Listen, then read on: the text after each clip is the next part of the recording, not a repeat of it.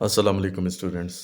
यकीनन आप लोग खैर खैरियत से होंगे और अपनी पढ़ाई में मसरूफ़ होंगे। तो वलकलम मैथ्स का मकसद उन तमाम स्टूडेंट्स के लिए आसानी लाना जो कि मैथमेटिक्स में बहुत ही ज़्यादा तंगी महसूस करते हैं, बहुत ही ज़्यादा मुश्किल महसूस करते हैं। मेरे इस चैनल का मकसद ये है कि मैं तमाम स्टूडेंट्स को आसानी से मैथमेटिक्स की समझ दिला सकूं। स्टूडेंट्स जब क्लास में होते हैं तो उनको समझना मुश्किल नहीं होता, वो आसानी से समझ लेते हैं क्योंकि टीचर उस वक्त उनको बोर्ड पे समझा रहा होता है। लेकिन जब वो घर आते हैं तो चूंकि बीच में पूरा दिन गुजर चुका होता है, जिसकी वजह से वो बैठते हैं मैथ्स की प्रैक्टिस करने के लिए और वो मैथ्स नहीं कर पाते और फिर आखिर में दिल हार कर मैथ्स से दिल काला करके वो कहते हैं ये सब्जेक्ट बहुत मुश्किल है, जबकि ऐसा कुछ भी नहीं। मेरे इस चैनल का मकसद यही है कि स्टूडेंट्स को ये समझाया जा सके कि मैथ्स एक बहुत ही आसान सब्जेक्ट है। अगर बाकी सब्जेक्ट्स के बारे में बात की जाए तो वो इतने आसान नहीं जितना मैथमेटिक्स आसान है। सिर्फ और सिर्फ बात इतनी है कि आपने मैथ्स में बार बार प्रैक्टिस करनी होती है और यही चीज़ अगर स्टूडेंट्स को समझ आ जाए तो मैथ्स करना बहुत ही आसान है। मैं आज जो पहला लेक्चर आप लोगों को डिलीवर करूँगा वो खैबर पख्तूनख्वा टेक्स्ट बुक पेशावर से रिलेटेड है, क्लास 10th। वैसे तो इसके अंदर जितने भी चैप्टर्स हैं वो सब के सब ऐसे हैं कि अगर उनको सीख लिया जाए तो चाहे वो जो भी टेक्स्ट बोर्ड हो उन सब में अप्लाई हो सकता है, क्योंकि मैथमेटिक्स में सारे क्वेश्चंस के रूल्स रेगुलेशंस तो सेम ही होते हैं, बस सिर्फ क्वेश्चन ही डिफरेंट होता है। तो आइए सबसे पहले टेक्स्ट बुक का टेबल ऑफ कंटेंट देखते हैं। क्वाड्रेटिक इक्वेशंस, मैं बाकियों की तरफ अभी फ़िलहाल नहीं जाऊंगा, ना ही आप लोगों को डराऊंगा। क्वाड्रेटिक इक्वेशंस, अब क्वाड्रेटिक इक्वेशंस से रिलेटेड जो बात मैं आप लोगों को बताने जा रहा हूँ वो कुछ यूँ है कि क्वाड्रेटिक इक्वेशंस की एक जनरलाइज शक्ल होती है। जब वो इस शक्ल पे पहुँचते हैं तो तभी जाकर ये क्वेश्चन हल हो पाते हैं। जनरलाइज्ड इसकी जो शक्ल है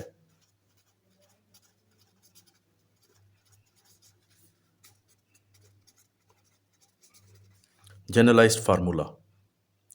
अब जनरलाइज्ड फार्मूला क्या है इसका? वो है ए एक्स का square plus B X plus C is equal to 0। अक्सर स्टूडेंट्स जब ये देखते हैं तो कहते हैं सर इसमें प्लस या माइनस, तो आपका जहाँ पर दिल करे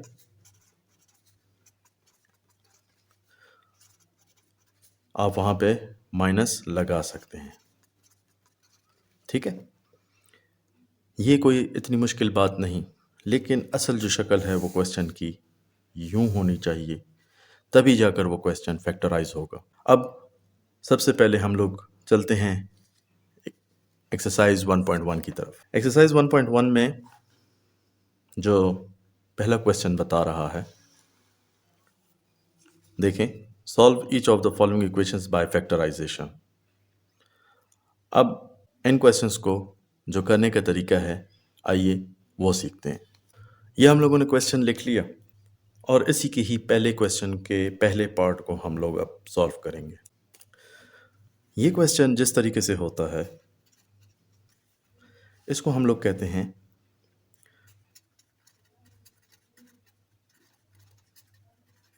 फैक्टराइजेशन बाय सम और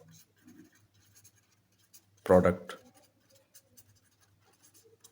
मेथड, ठीक है। फैक्टराइजेशन बाय सम और प्रोडक्ट मेथड। इसमें अब हम लोग क्या करेंगे कि ऐसी ही सवाल को हम लोग दोबारा लिख देते हैं, उसके बाद बीच वाले को देखें और साइड वाले को देखें, यानी कि हमारे पास x square plus 4 is equal to 0, ये वैसे के वैसे ही रहेंगे। ये साइंस याद रखिएगा नहीं चेंज होते, ये शुरू वाला और ये आखिर वाला, ये बिल्कुल भी नंबर्स ये नहीं चेंज होते, वेरिएबल्स चेंज नहीं होते। अब करना यूं है कि हमने इस तरीके से सम और प्रोडक्ट यूज़ करना है कि मल्टीप्लाई करें तो 4 आए और सम के साथ मैं लिख दूंगा माइनस भी। वो इस वजह से क्योंकि बाज़-औक़ात हमें कुछ नंबर्स को आपस में माइनस करके ये दरमियान वाली वैल्यू लानी होती है। ठीक है, तो अब होगा यूं कि मल्टीप्लाई करें तो 4 आए और प्लस माइनस करें तो 5 आए। तो वैसे तो अगर देखा जाए तो 2 2 ज़र 4 भी होता है, लेकिन जब 2 और 2 को हम लोग प्लस करते हैं तो हमारे पास 5 नहीं आता, 4 ही आता है। हाँ, एक और तरीका ये हो सकता है कि 4 1 ज़र 4 कर लें और हम लोग 4 प्लस 1 को लिखें तो हमारे पास 5 हो जाएगा। तो 4x प्लस x, जब हम लोगों ने ये लिख लिया तो हमारे लिए यही सबसे इम्पॉर्टेंट स्टेप है। जब हम लोगों ने इसको फैक्टराइज कर लिया तो उसके बाद फिर हमारे पास सिर्फ और सिर्फ आगे सिंप्लीफिकेशन बच जाती है। सो चलते हैं अब इनकी हम लोग पेयर्स बनाते हैं इन दो के, एक्स स्क्वायर प्लस 4x और x प्लस 4। इसमें से हमारे पास यहाँ पे सिर्फ और सिर्फ x कॉमन है, तो हम लोग x कॉमन ले लेंगे बाहर, अंदर बच जाएगा सिर्फ और सिर्फ x प्लस 4। क्योंकि ऑलरेडी एक x बाहर जा चुका है तो यहाँ पर इसकी पावर कम हो जाएगी, 2 में से 1 गया तो हमारे पास पावर 1 के साथ x रह जाएगा। और यहाँ पे हमारे पास कुछ भी कॉमन नहीं है तो हम लोग सिर्फ 1 कॉमन ले लेंगे, तो x plus 4 is equal to 0। याद रखिएगा कि सक्सेसफुल या कामयाब फैक्टराइजेशन के लिए ये दो जो ब्रैकेट के अंदर वैल्यूज़ हैं ये सेम होनी चाहिए। अगर आपकी ये दो वैल्यूज़ सेम नहीं आ रही या इनके अंदर साइन का प्रॉब्लम आ रहा है, प्लस की जगह माइनस आ रहा है, इट मीन्स कि आपने क्वेश्चन कहीं पे मिस्टेक की है और उस मिस्टेक को दोबारा चेक कर लें और अपने क्वेश्चन को दोबारा रिपीट कर लें। इसमें से फिर हमारे पास x प्लस 4 दोबारा कॉमन आता है और पीछे क्या बच जाता है, x plus 1 is equal to 0। याद रखिएगा मैथमेटिक्स वेरिएबल्स की वैल्यूज़ मालूम करने के लिए है। हमारे पास कुछ अनसर्टेन चीज़ें होती हैं जिनकी हम लोग कंफर्म या एग्जैक्ट वैल्यूज़ मालूम करते हैं in the form of the figures, यानी कि नंबर्स। जैसे कि मैं लिखूँगा x plus 4 is equal to 0, तो x की हमें वैल्यू चाहिए तो 4 इक्वल के वहाँ जाएगा तो ये हो जाएगा -4। ये हमारे पास x की एक वैल्यू आ गई। उसके बाद x plus 1 is equal to 0 and x is equal to -1, ये हमारे पास x की दूसरी वैल्यू आ गई। तो सॉल्यूशन सेट हमारा क्या बना, -4 -1। ठीक है स्टूडेंट्स, अब चलते हैं हम अपने नेक्स्ट क्वेश्चन की तरफ। और क्वेश्चंस जो मैं आप लोगों के लिए सॉल्व करूंगा या सॉल्व करने की कोशिश करूंगा वो कोशिश यही होगी कि डिफ़िकल्ट क्वेश्चंस हों ताकि आप लोग इजी से उनको सॉल्व कर सकें। इसका भी सेम वही तरीका रहेगा, फैक्टराइजेशन बाय सम और product method. x minus 3 whole square is equal to 4। अच्छा, अब x माइनस 3 ये अगर आप लोगों को फार्मूला याद हो, a minus B whole square is equal to A square minus 2ab plus B square. ठीक है, तो सेम इसी को यहाँ पे इम्प्लीमेंट करते हैं, एक्स स्क्वायर माइनस फार्मूले का 2, फिर उसके बाद x, फिर उसके बाद 3, देन b का स्क्वायर इज इक्वल टू 4। तो एक्स स्क्वायर माइनस 3 2 ज़र 6, x plus 9 is equal to 4। X square minus 6x plus 9 minus 4 is equal to 0 and X square minus 6x plus 5 is equal to 0। 9 में से 4 गया, minus हुआ तो हमारे पास 5 बचा। याद रखिएगा कि जो बात मैंने स्टार्टिंग में की थी कि हमारे पास क्वाड्रेटिक इक्वेशंस की शक्ल होनी चाहिए, तो ये वही जनरलाइज्ड फार्मूला है ax² plus bx plus c।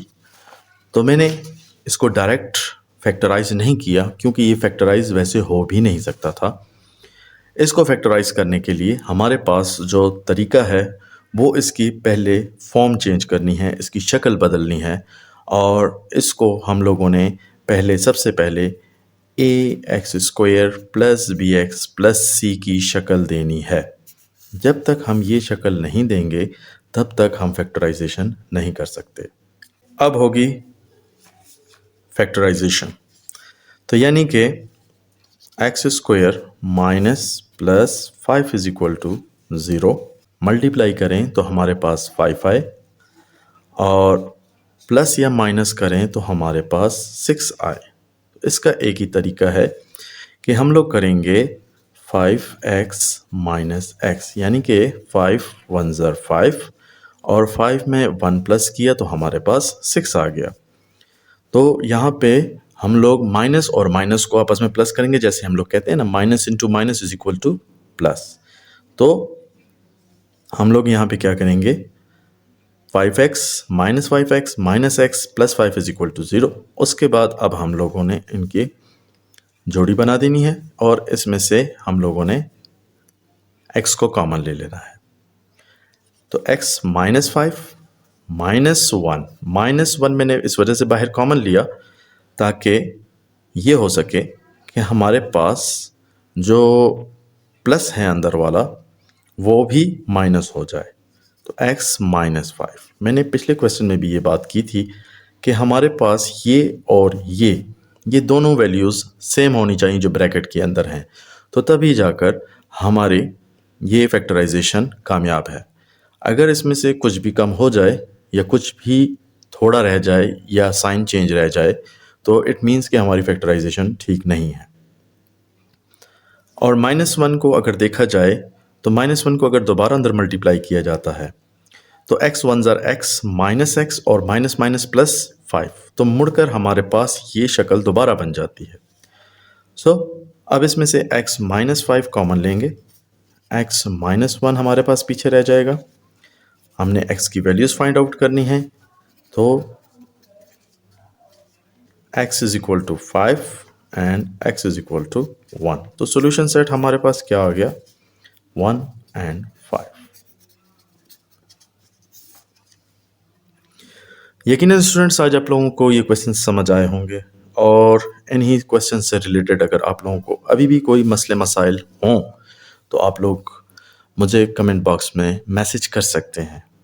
याद रखिएगा कि वल कलम मैथ्स का मकसद ही स्टूडेंट्स तक आसानी पहुंचानी है और उनको इजी मेथड से सिखाना है कि मैथमेटिक्स कैसे किया जा सकता है। और मैथमेटिक्स को बार बार प्रैक्टिस किए बगैर आप लोग इस सब्जेक्ट के ऊपर कमांड हासिल नहीं कर सकते। याद रखिएगा, जब आप लोगों का ये इंटरेस्ट डेवलप हो जाए, जब आप लोग ये जान जाएंगे कि बहुत प्रैक्टिस से ही मैथमेटिक्स हम सीख सकते हैं, तब मैथमेटिक्स के अलावा कोई भी दूसरा सब्जेक्ट आपका फेवरेट नहीं होगा। मुझे दीजिएगा इजाज़त। अल्लाह हाफ़िज़।